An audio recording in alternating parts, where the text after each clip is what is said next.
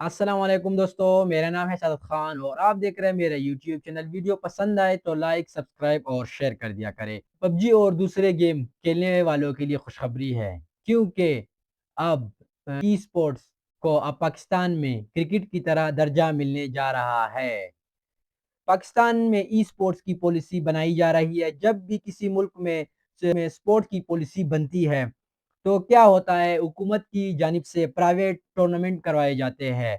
اس کے علاوہ حکومت کے جانب سے ٹیم پلیئر کو رجسٹر کیا جاتا ہے۔ اس کے علاوہ حکومت کی جانب سے اسکول اور یونیورسٹیز میں ای سپورٹس پروگرام کروائے جاتے ہیں۔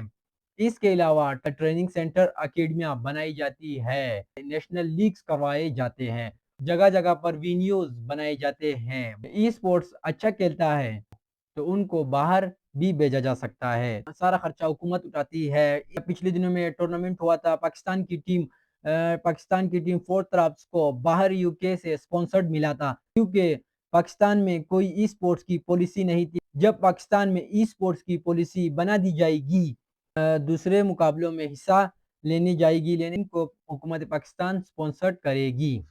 آپ لوگ کو آسان لفظوں میں سمجھاتا ہوں۔ پاکستان کے جتنے بھی نوجوان موبائل فون یا کمپیوٹر میں گیم کھیلتے ہیں، ان کا درجہ ابھی کرکٹ کی طرح بنا دیا جائے گا۔ پاکستان میں جگہ جگہ پاکستان کرکٹ بورڈ کی اکیڈمیاں ہیں اور کالجز میں بھی کرکٹ کو پروموٹ کیا جا رہا ہے۔